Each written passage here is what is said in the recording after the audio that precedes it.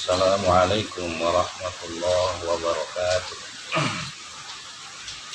Alhamdulillahirabbil alamin. Wassalatu wassalamu ala asyrofil anbiya'i wal mursalin. Imamil muttaqin sayyidil gharin al muhajjalin wa ala alihi wa sahbihi ajmain, amma ba'du. Para muhibbin rahimakumullah.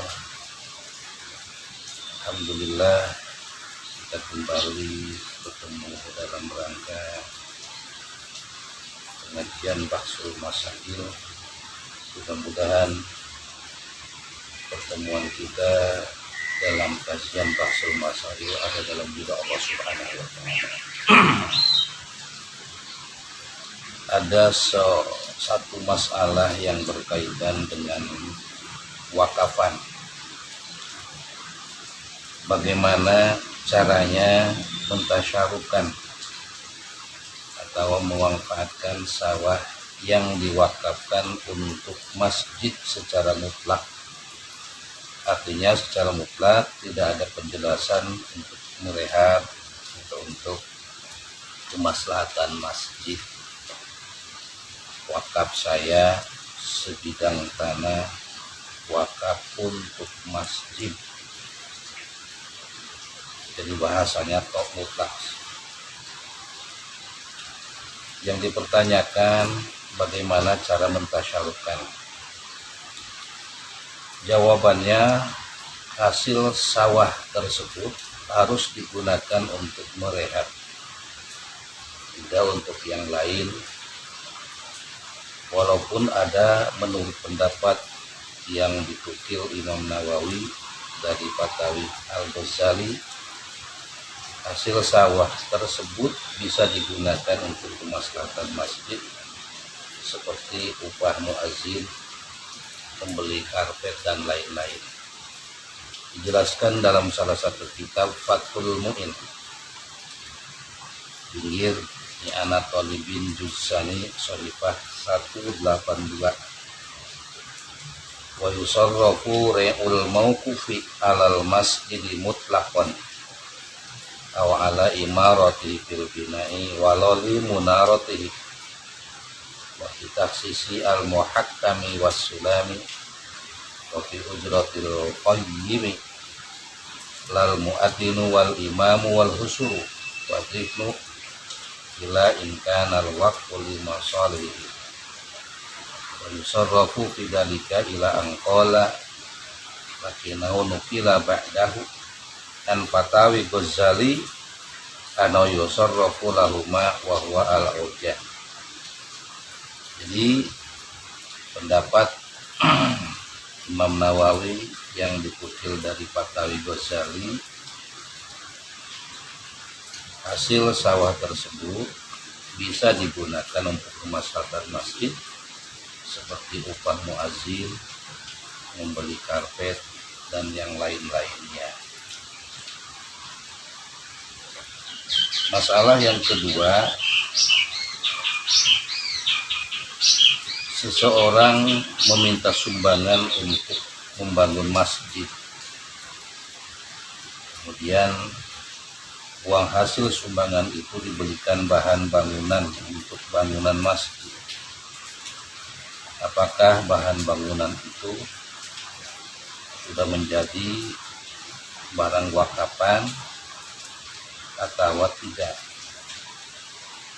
Ada beberapa jawaban. Salah satunya ada yang menjelaskan barang tersebut berstatus sebagai bahan wakafan. Dijelaskan dalam kitab I'anat Thalibin Juz Sharifah 161.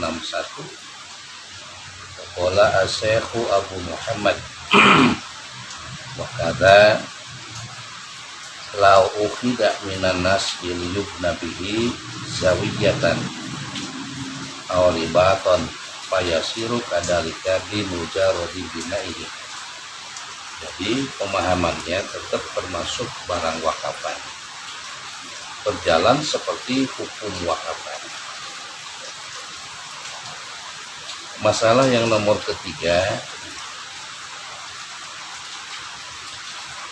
apabila ada seseorang mewakafkan sesuatu tanpa menyebutkan harus si A, si B yang nadirnya yang mengurusinya. Pertanyaannya, siapa nanti yang mengurus barang wakapan tersebut? Oh, itu perlu ditafsir, dijelaskan lebih panjang seperti dalam penjelasan I'anatul Talibin Salis Soifah 185. Wa ila yustaratu liyahadin fahuwa liqadin ila angkola wa bahasa ba'duhum anawla khusya minal qadi aklul waqfi li jawrihi jaja liman wa biyadi sorfuhu fi masarifihi in arofaha wa ila fawadahu li faqihin arifin biha aw salahu wa sorofaha.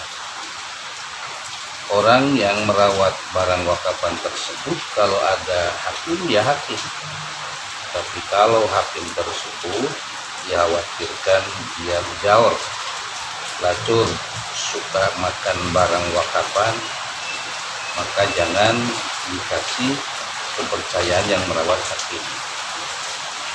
Kepada siapa? Kepada orang yang bisa dipercaya, bisa merawat barang wakapan, orangnya jujur walaupun bukan hakim.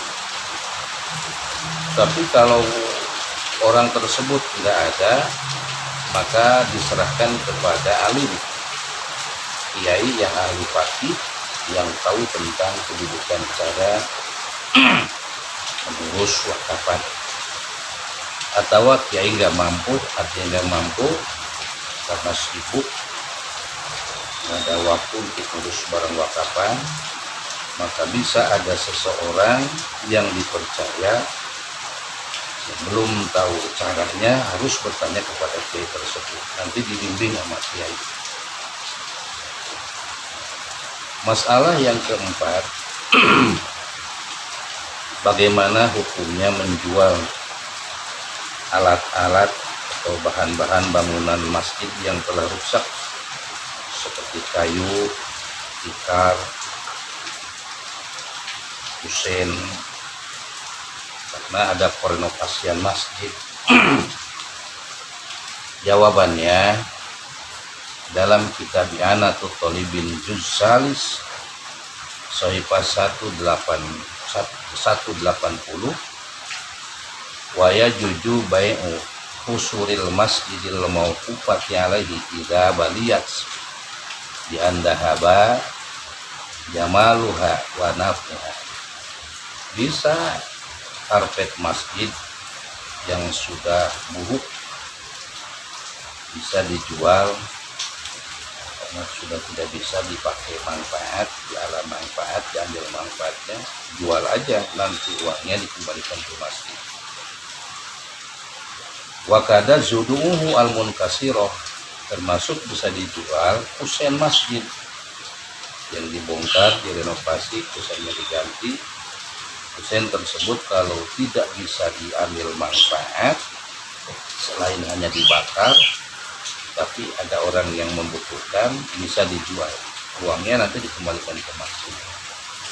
Tapi andai kata bisa dipakai manfaat buat kebutuhan masjid, apa dipakai STG itu, atau dipakai tangga untuk perenovasian masjid, maka itu tidak boleh, sesuai menurut pendapat Imam Subki.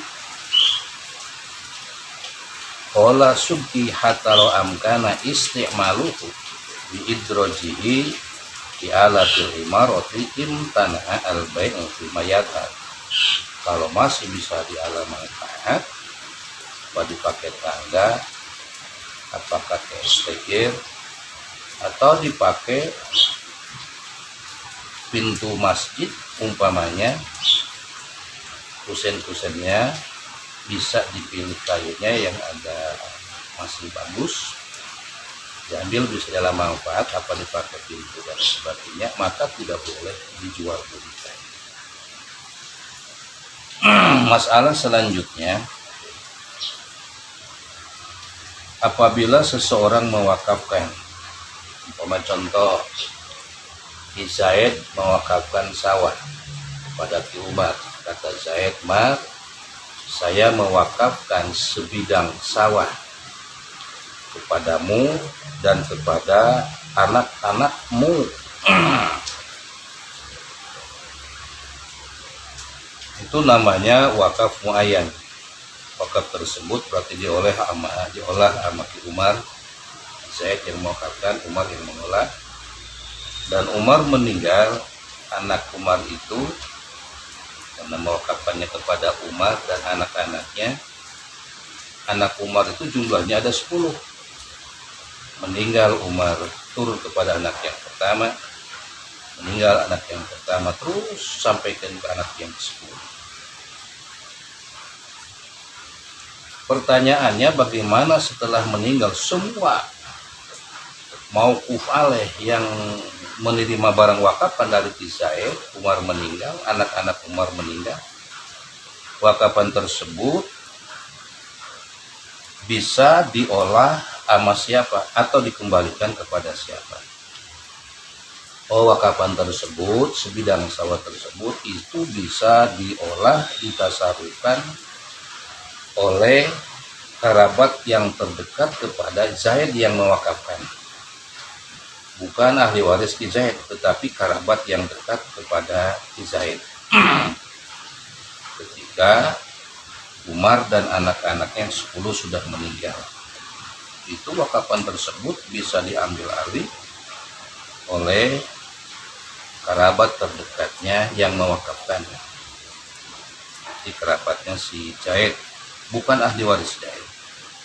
Seperti dijelaskan dalam kitab Fathul Mu'in I'anatul Talibin juz salis shahifah 166. Walawin qarada al maqufu alaihi al muayyan bi munqatil akhir kang qala waqaftu ala auladi wa lam yadhkur ahadan ba'dah wa ala zaidin sumanaslihi wa nahwihima bima la yadumu fa masrafu al fakir al aqrab rahman la irsan ilal waqif yauma infiradi ila angkola fa'ilam yu'rab arbabul waqfi au urifa walam yakul lahu qaribun fuqara wal kanu agniyaha wa human harmas alaihi az-zakatu sadaqa al-imamu fi masalil muslimin. Selagi masih ada kerabat yang dekat kepada Zaid wakif, maka itulah yang mentasaruf dan yang mengambil alih, itulah kerabat yang terdekatnya kepada Zaid. Bagaimana kalau kerabat yang terdekat kepada Ki Zaid semuanya orang kaya, orang yang diharamkan menerima zakat, karena haram, karena kaya. Nah, sawah wakapan tersebut siapa yang mau peralih itu? Sorofahul imamu fi masalihil muslimin, yang mengoper alih nanti imam, pemimpin. Dan hasil sawah wakapan tersebut yang dioper alih itu ditasarufkan kepada masalihil muslimin, kepada kemaslahatan umat muslim. Apa dipakai apa banyak kemaslahatan muslim. Dan seterusnya masalahnya bagaimana, apakah sah mewakafkan barang pada sebagian anaknya dengan tujuan agar sebagian anaknya yang lain tidak memperoleh warisan. Zaid punya anak 5 yang diwakafkan, yang kewakafan amat Zaid cuma 3 orang, yang 2 orang tidak diwakafkan. Memang tujuannya sengaja yang 2 orang itu tidak, agar tidak menerima barang warisan, habis semuanya diwakafkan kepada 3 orang. Itu dijelaskan dalam kitab I'anatul Talibin juz salis shahifah 164. Ini dipermasalahkan. Far'un yaqolika sirin innahum yaqifuna amwalahum fi sihatihim ala tuturi awladihim qasidina bidalika hirmana inasihim Waqad taqarrara min ghairi wahidin al-iqta'u bi butlanil waqfi hina ini. Zaid punya anak 5, yang 2 perempuan, yang 3 laki-laki 1, kedua, ketiga laki-laki, keempat, kelimanya perempuan. Harta wakapan, harta semuanya diwakafkan kepada anak laki-laki, 1, kedua, ketiga, dengan tujuan anak wanita yang ketiga dan yang keempat, yang kelima tidak menerima warisan karena habis semuanya diwakafkan kepada anak laki semua. Itu menurut pendapat. Ada yang memberikan jawaban hukumannya bibutlanil waqfi, tidak ini batal wakafnya. Dia mewakalkan itu hukumnya batal. Itu pendapat. Qala syekhuna, berbicaralah syekhuna itu kita seperti Syekhon Badawi fihi nadharun dhahirun, diperbincangkan ini. Menurut salah satu pendapat sah wakafnya tetap. Sah wakafnya tetap. Artinya anak-anak wanita dua-duanya tidak mengambil warisan karena semuanya hartanya habis diwakafkan orang tuanya kepada yang ke-1, kedua, ketiga. Bal al-wajhu as-sihhatul waqfi hinaidin.